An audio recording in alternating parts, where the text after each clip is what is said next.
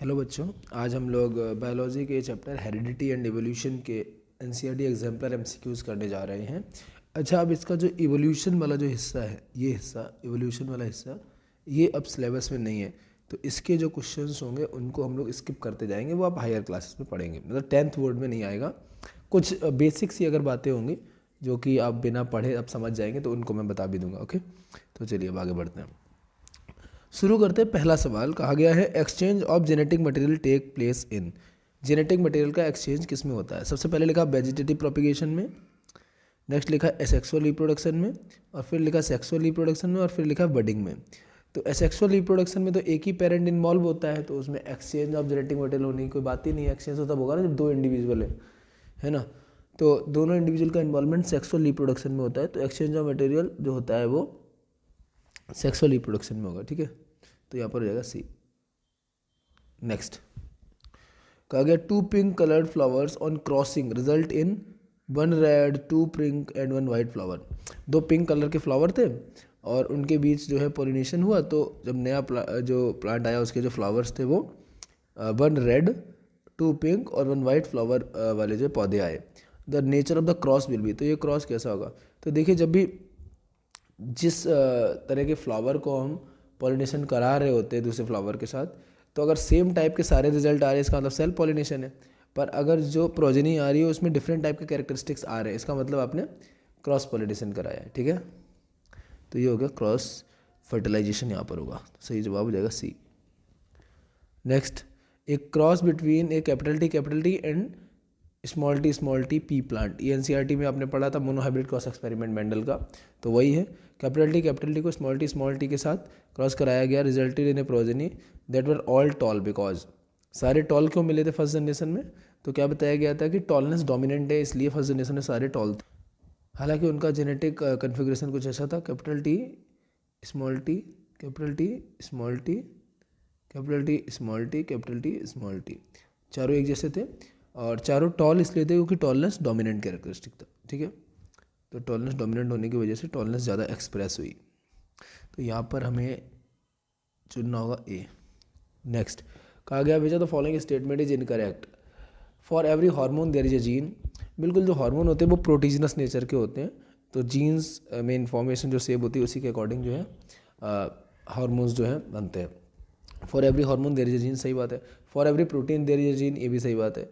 For production of every enzyme there is a gene, enzyme भी proteinaceous nature के होते हैं, प्रोटीन से बने होते हैं। For production of every enzyme there is a gene, बिल्कुल। फिर लिखा है for every molecule of fat there is a gene. Fat का रिलेशन नहीं होता है जीन से, जीन्स प्रोटीजिनस नेचर के होते हैं और फैट जो होता है वो अलग जो है ऑरिजिन से रहता है, तो यहाँ पर जो डी है उसका रिलेशन नहीं है, तो डी लिख देंगे। नेक्स्ट कहा गया है, इफ़ ए राउंड सीड जो कि ग्रीन कलर का है, फिर राउंड ग्रीन सीड जो कि पी प्लांट से है, is crossed with wrinkled yellow. Round green और रिंकल्ड येलो का जब क्रॉस पॉलिनेशन करके नए पौधे बने थे, the seed produce in F one generation are. तो एफ1 जनरेशन कैसे बने थे? आपको याद होगा, डाई हाइब्रिड क्रॉस मेंडल का जो था, तो राउंड ग्रीन और रिंकल्ड येलो का हुआ था, तो राउंड येलो बने थे। राउंड येलो बने थे क्योंकि राउंडनेस डोमिनेंट कैरेक्टर और येलो कलर डोमिनेंट है। ठीक है, ये आपको याद रखना पड़ेगा। तो राउंड येलो कलर के सीड्स फर्स्ट जनरेशन में सारे मिले थे। ठीक है, और अगर आप देखें तो उनका जेनेटिक मेकअप कैसा होगा? Capital R, small R, capital Y, small Y. जो यहाँ पर आप देख रहे हैं, ये यहाँ से कैपिटल आर का एक आर जाएगा, और यहाँ से अगर आप देख रहे होंगे तो छोटी आर का एक छोटी आर जाएगा। ऐसे ही ऊपर छोटी वाई का एक छोटी वाई जाएगा, और नीचे बड़ी वाई का एक बड़ा वाई जाएगा। तो इस प्रकार से ये जो है जेनेटिक कन्फिगुरेशन होगा प्रोजेनी का। ओके, तो आई होप आप समझ गए होंगे। ठीक है, चलिए आगे बढ़ते हैं। नेक्स्ट कहा गया है, in human males all the chromosomes are perfectly paired. Human males में सारे जो क्रोमोजोम्स होते हैं वो पेयर्ड होते हैं, except one. These unpaired chromosome are, तो जो सेक्स क्रोमोजोम्स होते हैं वो अनपेयर्ड रहते हैं, वो एक्स या फिर वाई फॉर्म में रहा करते हैं। ठीक है, मेल्स में, और फीमेल्स में एक्स एक्स टाइप के होते हैं। ठीक है, तो यहाँ पर क्या हो जाएगा, हम मार्क कर देंगे एक्स क्रोमोजोम और वाई क्रोमोजोम, यानी थर्ड और फोर्थ। थर्ड और फोर्थ किस में दिया गया? वो दिया गया सी में, तो हम टिक कर देंगे सी को। नेक्स्ट कहा गया था, maleness of child is determined by. Sex determination topic जब आपने पढ़ा होगा तो आपको बताया गया होगा कि फीमेल का जो सेक्स क्रोमोसोम होता है वो एक्स एक्स टाइप का होता है, मेल्स का जो होता है वो एक्स वाई टाइप का होता है। जब इनसे गैमीट बनेंगे तो गैमीट यहाँ से अलग अलग हो जाएंगे, उनमें फैक्टर्स ही अलग अलग हो जाएंगे। अब जब फर्टिलाइजेशन होगा तो ये एक्स इस एक्स से मिला तो एक्स एक्स बन जाएगा गर्ल, ये एक्स इस वाई से मिला तो एक्स वाई बन जाएगा बॉय, ये एक्स इस एक्स से मिला तो एक्स एक्स बन जाएगा क्या गर्ल, और ये एक्स इस वाई से मिला तो एक्स वाई बन जाएगा बॉय। ठीक है, तो इस प्रकार से सेक्स डिटर्मिनेशन का टॉपिक आपको जब पढ़ाया गया होगा तो समझ गए होंगे। ठीक है, तो चलिए अब आगे। तो क्या बोला उन्होंने, मेलनेस कौन डिसाइड करता है, मेलनेस डिसाइड करता है बाई क्रोमोजोम। ठीक है, तो यहाँ पर बाई क्रोमोजोम लिखा हुआ बी नंबर पर, तो टिक कर देंगे बी को। ओके, चलिए आगे। कहा गया a zygote which has X chromosome inherited from father will develop into, देखिए मदर तो इस तरह का कॉन्फ़िगरेशन रखते हैं, फादर इस तरह का कॉन्फ़िगरेशन रखते हैं। अब अगर फादर से जो गैमीट आ रहा है मेल गैमीट उसमें एक्स आ रहा है, तो वो इसके साथ फ्यूज करे चाहे इसके साथ फ्यूज करे, कॉम्बिनेशन एक्स एक्स ही बनेगा, तो क्या बनेगी जो है बेबी गर्ल बनेगी। ठीक है, तो मेल की तरफ से अगर एक्स आया तो बेबी गर्ल बनेगी। ठीक है, तो यहाँ पर क्या हो जाएगा बी हो जाएगा, और मेल की तरफ से अगर बाय आ जाता तो फिर वो फीमेल के एक्स से फ्यूज हो जाता तो फिर क्या होता बॉय बनता। खैर यहाँ पर अब आगे बढ़ते हैं। 9th क्वेश्चन, कहा गया सिलेक्ट द इनकरेक्ट स्टेटमेंट। कहा गया frequency of certain gene in population changes over several generation. ये जो क्वेश्चन है ये एवोल्यूशन टॉपिक से है, एक बार पढ़ लेते हैं। अगर आप क्योंकि एवोल्यूशन पढ़ा नहीं है कोर्स में नहीं है अब, है ना, तो अगर आप जनरल कॉमन सेंस वाला होगा तब समझ लेंगे, अदरवाइज फिर स्किप कर देंगे। कहा गया select the incorrect statement, frequency of certain gene in A population change over a several generation resulting in evolution. बिल्कुल किसी भी पॉपुलेशन में कोई भी एक पर्टिकुलर कैरेक्टरिस्टिक है वो समय के साथ घटता या बढ़ता रहता है, यानी कि उस जीन्स की जो फ्रीक्वेंसी है वो कम या ज़्यादा होती रहती है। जैसे समय के साथ अगर आप देखेंगे तो बहुत सारे बदलाव, बहुत सारे कैरेक्टरिस्टिक्स में चेंजेस आपको समय के साथ दिखते होंगे, तो वही कह रही हैं। फिर कहा है कि reduction in weight of organism due to starvation is genetically controlled. देखिए अगर किसी ग्रुप में जो ऑर्गेनिज्म है उनको आप अच्छे से खाना नहीं देते तो वो स्टारवेशन भुखमरी की वजह से वो पतले हो जाएंगे, लेकिन फिर जब उनको खाना मिलने लगेगा तो फिर सही हो जाएंगे। तो ये जीन से इफेक्ट नहीं होता, ये तो इन्वायरमेंटल कंडीशन से इफेक्ट हो रहा है, तो ये जेनेटिकली कंट्रोल्ड बात नहीं होती है। फिर लिखा है low weight parents can have high weight progeny, यानी कि अगर पेरेंट्स लो वेट वाले हैं तो उनकी प्रोजनी हाई वेट की हो सकती है। हाँ बिल्कुल हो सकती है। ठीक है, नेक्स्ट कहा गया है traits which are not inherited over generation do not cause evolution. वे कैरेक्टरिस्टिक जो एक जनरेशन से दूसरी जनरेशन में जा ही नहीं रहे हैं वो इवोल्यूशन नहीं करेंगे। बिल्कुल इवोल्यूशन तो उन्हीं से ही होगा ना जो कैरेक्टरिस्टिक ट्रांसफ़र हो रहे हैं एक पीढ़ी से अगली पीढ़ी में, जो अगली पीढ़ी में गए ही नहीं तो वो क्या चेंज कराएंगे। इवोल्यूशन मीन्स समय के साथ बदलाव हो और आगे आने वाली पीढ़ी पिछली पीढ़ी से अलग दिखाई दे, और ऐसे पीढ़ी दर पीढ़ी इतने बड़े बड़े बदलाव एक्युमुलेट होते जाएंगे तो काफ़ी पीढ़ियों के बाद जो नई पीढ़ी आएंगी वो पुरानी पीढ़ियों से बहुत अलग होंगी। इसी को इवोल्यूशन कहते हैं, इवॉल्व हो जाना नई पीढ़ी का। तो यहाँ पर चारों स्टेटमेंट में कौन सी बात जो है वो गलत है, तो reduction in weight of organism due to starvation is genetically control. अगर किसी व्यक्ति को या किसी जीव को खाना नहीं मिल रहा है और वो पतला हो जा रहा है, सूख जा रहा है, तो ये जीन्स की वजह से हो रहा है, तो जीन्स की वजह से नहीं होता, ये गलत है। तो यहाँ पर हम बी मार्क कर देंगे, हालांकि ये एवोल्यूशन टॉपिक से बट आप समझ गए होंगे, कॉमन सेंस वाली बात थी। ऐसे नेक्स्ट सवाल है वो भी एवोल्यूशन से। कहा गया न्यू स्पीसीज में बी फॉर्म इफ, नई स्पीसीज बन सकती हैं। नई स्पीसीज कब बनती है, जब इवोल्यूशन होता है तब नई स्पीसीज बनती हैं, यानी कि नई स्पीसीज का आ जाना। तो नई स्पीसीज कैसे बन सकती हैं, if DNA undergoes significant changes in germ cell, अगर डीएनए में जो है बदलाव हो। नेक्स्ट आ गया है chromosome number changes in gamete, अगर क्रोमोजोम नंबर चेंज हो गैमीट्स में। नेक्स्ट आ गया there is no change in genetic material. Next का mating does not take place. ठीक है, अगर जेनेटिक मटेरियल में कोई चेंज नहीं हो रहा है तो यानी कि जीन्स पर भी कोई प्रभाव नहीं पड़ेगा, तो फिर इवोल्यूशन नहीं हो पाएगा, नई स्पीसीज नहीं बन पाएगी। इवोल्यूशन होता है तब नई स्पीसीज बनती है। और लास्ट में कहा गया mating does not take place, मतलब जब दोनों जो फीमेल पार्ट और मेल पार्ट दोनों इंडिविजुअल्स इंगेज नहीं होंगे, कॉपुलेशन नहीं करेंगे, तो रिप्रोडक्शन प्रोसेस में इन्वॉल्व नहीं होंगे, तो फिर नई स्पीसीज बन सकती है। तो नई स्पीसीज कैसे बनेगी, नया इंडिविजुअली नहीं आएगा अगर मेटिंग नहीं करते तो। ठीक है, तो ये दोनों तो गलती हो गए।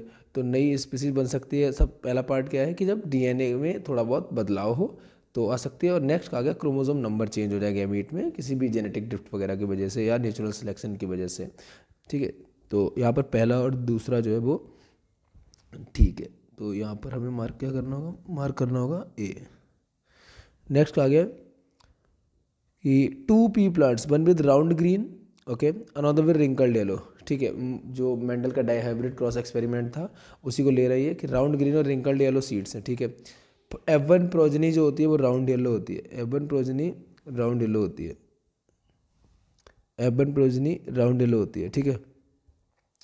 और उसके बाद F1 जनरेशन प्रोजनी जो है उनको जब सेल पॉलिनेशन कराया जाता है तो F2 प्रोजनी जो आती है वो कैसी होगी, तो आपने देखा था F2 प्रोजनी में सारे कॉम्बिनेशन थे, round green wrinkled yellow, round yellow और रिंकल्ड ग्रीन, सारे चारों तरह के थे, यानी राउंड ग्रीन है ना, round yellow wrinkled green wrinkled yellow चारों थे। अब उसमें से दो तो शुरुआत में ही आपके पास थे, कौन से राउंड ग्रीन, राउंड ग्रीन आपके पास पहले से और रिंकल्ड येलो आपके पास पहले से, तो दो और नए कौन से आ जाएंगे, जरा ऑप्शंस पढ़ते हैं, ठीक है। तो राउंड ग्रीन और रिंकल्ड येलो ये तो आपके पास पहले से ही है, यानी कि दूसरा और तीसरा जो ऑप्शन ये आपके पास पहले से ही है। नए क्या जनरेट हो गए, कौन से कॉम्बिनेशन, राउंड येलो और रिंकल्ड ग्रीन, राउंड येलो और रिंकल्ड ग्रीन पहला और चौथा, ये और नया कॉम्बिनेशन आ जाएगा, ठीक है। और दूसरा तीसरा वो भी होंगे पर वो नए नहीं है ना, वो तो पहले से इन्होंने पूछा कि न्यू कॉम्बिनेशन कौन सा आ जाएगा F2 जनरेशन में, तो फर्स्ट और फोर्थ भी आ जाएगा, वो है किस में, बी में है, तो हम टिक कर देंगे बी ऑप्शन। ओके, नेक्स्ट कहा गया एक बास्केट ऑफ वेजिटेबल्स है, contain carrot potato radish tomato, which of them represent the correct homologous structures. Homologous structures ये भी इवोल्यूशन टॉपिक से ही है, बट आप समझ लेंगे होमोलॉगस स्ट्रक्चर्स कौन से होते हैं, वो स्ट्रक्चर जिनका सिमिलर ऑरिजिन होता है, ठीक है, या जो देखने में एक समान लगे काफ़ी हद तक, पर उनका जो वर्किंग है वो अलग अलग हो, ठीक है, ऑरिजिन एक जैसा हो, वर्किंग अलग अलग हो। तो यहाँ पर अगर आप देखेंगे कैरेट और पोटैटो, तो कैरेट जो है गाजर वो जड़ होती है, रूट होती है, पोटैटो स्टेम होता है, ज़मीन के अंदर जरूर होता है पर स्टेम होता है, तो इनका ऑरिजिन अलग अलग हो गया। फिर है कैरेट और टोमेटो, ठीक है, तो कैरेट जो है ज़मीन के अंदर रूट होती है, टोमेटो फ्रूट होता है ऊपर लटकता है, ठीक है, तो ये भी अलग अलग ऑरिजिन हो गया। नेक्स्ट है रेडिस एंड कैरेट, रेडिस मूली यानी और नीचे कैरेट गाजर, ये दोनों जो हैं ज़मीन के अंदर रूट्स होती हैं, दोनों का सिमिलर ऑरिजिन होता है, हालांकि दोनों का कलर अलग और प्रॉपर्टीज़ अलग होती हैं, बट लेकिन ऑरिजिन सेम है, दोनों रूट से डेवलप हुए। नेक्स्ट है रेडिस एंड पोटैटो, तो फिर से वही रेडिस रूट है और पोटैटो स्टेम है, तो होमोलॉगस होने के लिए सिमिलर ऑरिजिन होना चाहिए, ठीक है, तो वो सी हो जाएगा, 12th का सी, ठीक है। ये भी इवोल्यूशन वाले टॉपिक से आप चाहें तो स्किप कर सकते हैं, और अगर आप इतना सा समझाने में समझ गए तो फिर ठीक बात है, आप कैरी ऑन कर सकते हैं इसके साथ ही। Next question 13, select the correct statement. अब ये जो क्वेश्चन है ये होमोलॉगस और एनालॉगस जो टॉपिक इवोल्यूशन के अंतर्गत आता है उसके एग्जांपल्स पर है, ठीक है, तो क्योंकि होमोलॉगस एनालॉगस आपने इवोल्यूशन के अंतर्गत भी टॉपिक पढ़े ही नहीं होंगे, कोर्स में नहीं है, सिर्फ हेरिडिटी कोर्स में रह गया अब, तो ये एग्जांपल्स आपको ऑब्वियसली आते नहीं होंगे और आपने डायग्राम भी इनका देखा नहीं होगा, फोटो देखी नहीं होगी, तो ये आपको ऐसे समझ में नहीं आएंगे जब तक आपने फोटो ना देखी हो, इनको ऑब्जर्व ना किया हो, ठीक है, तो we are skipping this question. Next आ गया, if the fossils of an organism is found to be deeper in the deeper layer of earth then we can predict that। देखिए एवोल्यूशन को पढ़ने के लिए फॉसिल्स की स्टडी भी एक इम्पॉर्टेंट तरीका होता है, ठीक है, तो ये भी एवोल्यूशन से है, बट ये आप समझ लेंगे, ये ऑब्वियस थोड़ी सी कॉमन सेंस वाली चीज़ है। कहा गया है अगर किसी ऑर्गेनिज्म के फॉसिल है वो बहुत गहराई में पाए जा रहे हैं तो इसका क्या मतलब है, तो देखो जब आप फावड़ा लेके खोदोगे तो जो सबसे पहले आपको चीज़ें मिलेंगी, सबसे पहले जो फॉसिल्स मिलेंगे वो कौन से जीव होंगे, जो अभी कुछ वर्षों पहले मरे होंगे। फिर आप और गहराई में खोदोगे तो आपको और गहराई में जो फॉसिल्स मिलेंगे वो और पुराने जीवों के होंगे, ठीक है, उनके एंसेस्टर्स के। तो और ऐसी गहराई में जाते रहोगे तो जो बहुत डीप जो आपको मिलेंगे वो बहुत पुराने फॉसिल्स होंगे, यानी कि बहुत पुराने जीव होंगे जो बहुत पहले मरे होंगे, है ना। और उसके बाद मिट्टी से दब गए, फिर उनके ऊपर की लेयर में रिसेंट फॉसिल्स होंगे, रिसेंट जीवों के फॉसिल्स होंगे, और सबसे ऊपर जो होंगे वो बिल्कुल जो है अभी कुछ वर्षों पहले जो जीव मरे होंगे उनके फॉसिल्स होंगे। तो हम अगर फॉसिल्स को बहुत गहराई में पा रहे हैं तो इसका मतलब वो जो फॉसिल्स हैं बहुत पुराने ऑर्गेनिजम्स के हैं, ठीक है। And we can predict that the extension of organism has occurred recently, गलत है, the extension of organism has occurred thousand of years ago. Next the fossil position of in the layer of earth is not related to extension, ये गलत बात है। Fossils किस गहराई पर मिल रहे हैं उससे पता चलता है कि कौन सा जीव कब खत्म हुआ होगा। जो बहुत वर्षों पहले ख़त्म हो गए वो बहुत गहराई में होंगे, और जो कुछ वर्षों पहले ख़त्म हुए वो कुछ गहराई में होंगे, और जो अभी बहुत ही रिसेंटली ख़त्म हुए वो ऊपर की लेयर्स में ही खोदने पर तुरंत मिल जाएंगे, ठीक है। नेक्स्ट आ गया time of extension can not be determined, तो ये गलत है। कार्बन डेटिंग मेथड के अलावा फॉसिल्स की स्टडी भी जो है करने से आपको चीज़ें पता चल जाएंगी। तो extinction of organism has occurred thousand of years एगो, क्योंकि ये जो फॉसिल्स हैं ऑर्गेनिज्म के, ये बहुत गहराई में मिले हैं, ठीक है। तो यहाँ पर 14 का क्या हो जाएगा, बी हो जाएगा, ठीक है। ये वाला आउट ऑफ सिलेबस है और इसके एग्जाम्पल्स क्योंकि आप पढ़े नहीं होंगे तो इसलिए उसको स्किप किया था मैंने। 15 का आ गया, which of the following statement is not true with respect to variations. Variations को लेकर कौन सा स्टेटमेंट ट्रू नहीं है। पहला कहा गया, all variations in species have equal chance of survival. किसी भी स्पीसीज में जो सभी वेरिएशंस होती हैं उनका इक्वल चांस होता है सर्वाइवल के लिए। तो देखिए ये स्टेटमेंट पूरी तरीके से सही नहीं है। जैसे किसी एक पर्टिकुलर ऑर्गेनिज्म की नाक बहुत लंबी है, जन्म हुआ उसका और नाक बहुत लंबी है, ये डीएनए कॉपिंग एरर्स की वजह से हुआ, ठीक है। तो ज़रूरी नहीं है, हो सकता है कि वो कुछ ही दिन सर्वाइव करे और फिर वो ख़त्म हो जाए। तो अगर कोई बहुत ड्रास्टिक चेंज होता है, बहुत ड्रास्टिक एरर होता है बॉडी स्ट्रक्चर में, तो वो वेरिएशन फिर सर्वाइव नहीं कर पाता, ठीक है। चांसेस तो रहते ही हैं पर इक्वल चांस नहीं होते। अगर कोई वेरिएशन यूजफुल है तो वो सर्वाइव करने के चांस ज़्यादा होंगे, अगर कोई वेरिएशन यूजफुल नहीं है तो उसके सर्वाइव होने के चांस कम होंगे, ठीक है। तो all variation in the species have equal chance of survival, ये पूर्णतः सही नहीं है। नेक्स्ट कहा गया, change in genetic composition results in variation. अगर जीन्स में चेंजेस आते हैं तो वेरिएशन आते हैं, बिल्कुल सही बात है। नेक्स्ट कहा गया, selection of variants bye environmental factors form the basis of evolutionary process. अच्छा, अभी आपने इवोल्यूशन पढ़ा नहीं, बट थोड़ा सा अगर आप ध्यान से समझें तो क्या कहा गया है कि इन्वायरमेंट के द्वारा जो लोग फिट होंगे उनको सिलेक्ट किया जाएगा, सर्वाइवल ऑफ फिटेस्ट। तो जो अनफिट इंडिविजुअल्स होंगे वो धीरे धीरे समय के साथ खत्म होते जाएंगे और सिर्फ फिट बचेंगे, और इस प्रकार धीरे धीरे जनरेशन टू जनरेशन चेंजेस आते जाएंगे, इससे एवोल्यूशन होगा। नेक्स्ट आ गया, variation is minimum in asexual reproduction. ये बात ठीक है, तो गलत कौन सा हो गया, गलत हो गया ए, तो 15 का ए। नेक्स्ट आ गया, ए trait in an organism is influenced by. किसी ऑर्गेनिज्म में जो कैरेक्टरिस्टिक्स हैं, ट्रेट माने कैरेक्टरिस्टिक, वो कौन प्रभावित करता है, किससे इन्फ्लुएंस होते हैं। Paternal DNA only, maternal DNA only, both paternal and maternal DNA, neither paternal non maternal DNA. तो दोनों के कैरेक्टरिस्टिक्स, मैटरनल और पैटर्नल दोनों का जो डीएनए है वो प्रभाव डालता है किसी भी इंडिविजुअल के कैरेक्टरिस्टिक्स पर। पैटर्नल मीन्स फादर की साइड से, मैटरनल मीन्स मदर की साइड से, दोनों से जो डीएनए आता है वो प्रभाव डालता है इंडिविजुअल के कैरेक्टरिस्टिक्स पर। ओके, तो आई होप आप समझ गए होंगे। तो चलिए आगे बढ़ते हैं। नेक्स्ट क्वेश्चन कहा गया है, select the group which share maximum number of common characteristics. ठीक है, अभी ये जो है ये भी इवोल्यूशन से लिया गया है। कहा गया कौन से ग्रुप में maximum number of common characteristics होंगे। ठीक है, कहा गया two individuals in a species, एक ही स्पीसीज के दो इंडिविजुअल होंगे, जैसे कि दोनों ह्यूमंस हुए अगर, तो उनमें काफ़ी कॉमन कैरेक्टरिस्टिक होंगे। Two species of a genus, दो अलग अलग स्पीसीज हैं उनमें अगर देखा जाएगा तो काफ़ी अंतर हो सकता है। Two genera of a family, two genera of two family, तो सब मैं आपको बता दूं, टू इंडिविजुअल्स अगर एक स्पीसीज़ के हैं तो उनमें काफ़ी कॉमन कैरेक्टरिस्टिक्स होंगे, जैसे कि दो फ्रॉक्स में कंपैरिजन करें या दो लिजर्ड्स में कंपैरिजन करें या दो ह्यूमन से कंपैरिजन करें तो काफ़ी सिमिलरिटी दोनों ह्यूमंस में आपस में होगी। बॉडीली स्ट्रक्चर के दो हाथ दो पैर होंगे, इस तरह से काफ़ी सिमिलरिटीज़ होंगी, तो यहाँ पर ए हो जाएगा। नेक्स्ट, आप चाहे तो इस क्वेश्चन को छोड़ सकते हो कि ये भी इवोल्यूशन के अंतर्गत आता है। नेक्स्ट कहा गया है, according to evolutionary theory formation of new species is generally due to. Evolutionary theory जो दी गई थी, ठीक है, वो उसके अनुसार न्यू स्पीसीज जो है कैसे बनती हैं, क्यों बनती हैं, तो इवोल्यूशन कैसे होता है। तो कहा गया sudden creation by nature, nature के द्वारा अचानक से पूरा बदलाव हो जाता है और नई स्पीसीज बन जाती हैं। तो दूसरा कहा गया accumulation of variations over several generation, generation to generation धीरे धीरे बदलाव आते जाते हैं और काफ़ी जनरेशन के बाद कि वेरिएशंस बहुत ज़्यादा एक्युमुलेट हो चुके होते हैं और काफ़ी बदला सा इंडिविजुअल फिर बनता है, तो ये सही बात है। नेक्स्ट आ गया clones form during a sexual reproduction. तो नेक्स्ट आ गया movement of individuals from one habitat to another. ठीक है, तो नई स्पीसीज कैसे बनती हैं, due to accumulation of variations over generation to generations. ठीक है, तो 18 का बी। ठीक है, पीढ़ी दर पीढ़ी जो बदलाव आते जाते हैं धीरे धीरे, फिर कई पीढ़ियों के बाद बदलाव जब एक्युमुलेट हो जाते हैं तो बहुत बदला सा जो ऑर्गेनिज्म है वो नज़र आता है पहले की जनरेशन से कंपेयर करने पर, दैट इज इवोल्यूशन। नेक्स्ट आ गया 19th क्वेश्चन में, from the list given below select the character which can be acquired but not inherited. कौन सा कैरेक्टर है जो जीवन काल में प्राप्त किया जा सकता है, इनहेरिट नहीं होता।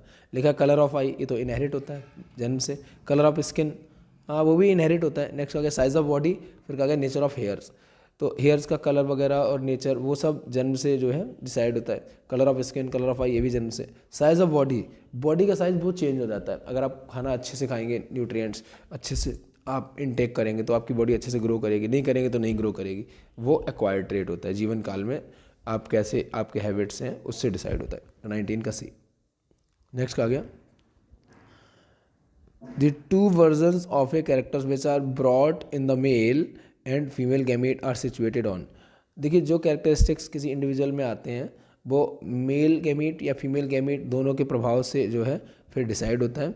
तो वो होते कहाँ पर हैं, वो क्रोमोजोम पर होते हैं, ठीक है। तो एक कैरेक्टर है, मान लीजिए कि टॉलनेस है, तो टॉलनेस के जो जीन्स होंगे वो कहाँ पर होंगे, एक पर्टिकुलर क्रोमोजोम में होंगे, ठीक है। तो कहा गया है two versions of a trait which are brought on the male and female gamete are situated on copies of the same chromosome, two different chromosome, sex chromosome, any chromosome. तो they are situated on the copies of the same chromosome, ठीक है। तो 20 में हमें mark करना होगा ए, okay. Next आ गया select the statement that describe characteristics of genes. तो जीन्स के बारे में कहा गया genes are specific sequences of base in a DNA molecule. तो ये ठीक बात है। नेक्स्ट कहा गया a gene does not code for protein, ये गलत बात है। जीन्स जो है प्रोटीन से डायरेक्टली रिलेट होते हैं, तो जीन्स का जो कंपोजिशन है वो प्रोटीनस होता है और उसी फॉर्म में इन्फॉर्मेशन सेव होती है, तो ये गलत बात है। नेक्स्ट कहा गया in individuals of a given species a specific gene is located on a particular chromosome. प्रत्येक पर्टिकुलर क्रोमोजोम पर स्पेसिफिक जीन सेव होती है, ठीक है, ये सही है। Every chromosome has only one gene, each chromosome has only one gene, ठीक है। तो सही कौन सा होगा, पहला और तीसरा सही हो जाएगा, ये आपको ध्यान रखना है, ठीक है। तो यहाँ पर हो जाएगा बी।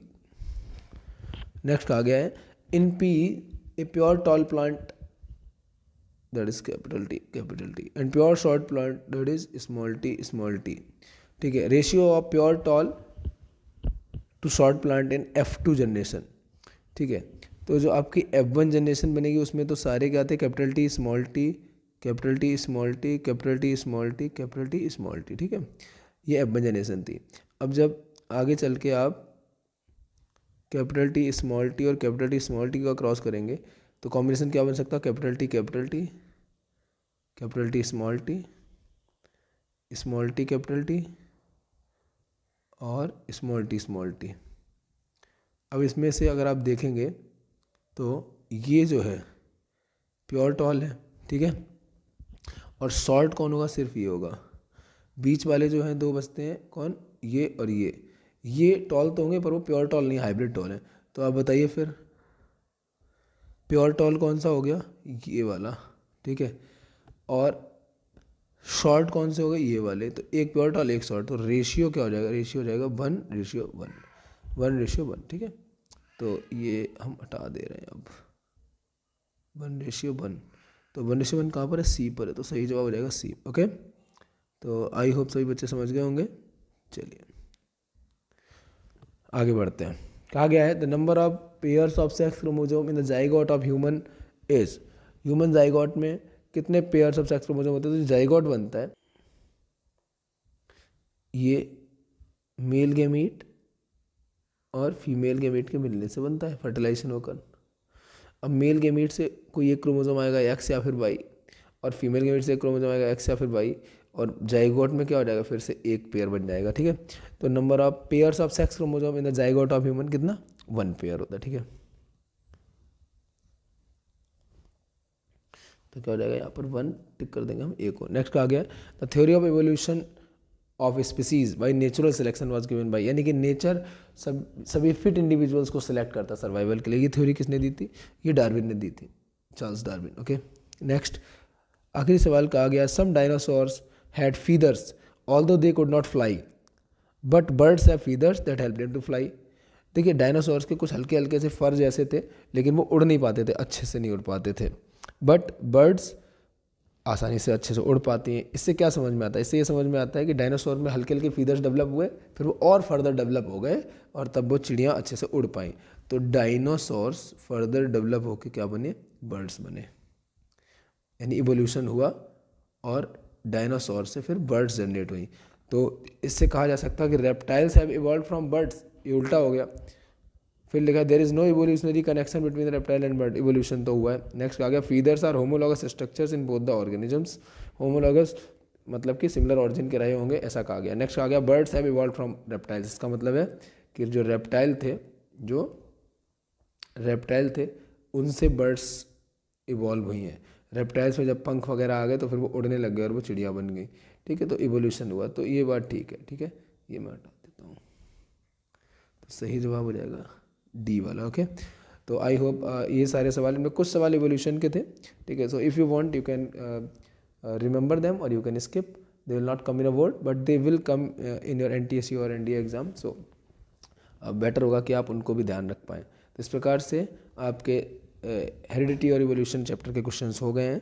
साइंस के बाकी सभी चैप्टर्स के MCQs एग्जाम्पलर से मैंने कराए हुए हैं। आप बोर्ड एग्ज़ाम जब देने जाएं तो उससे पहले आप सारे NCERT एग्जाम्पलर के MCQ अच्छे से कर चुके हो, ये इंश्योर करें। ये आपके लिए बोर्ड में बड़ा हेल्पफुल होगा। और हमें चैनल को सपोर्ट करने के लिए आप वीडियो को अपने दोस्तों तक शेयर भी कर दें। Thanks for watching.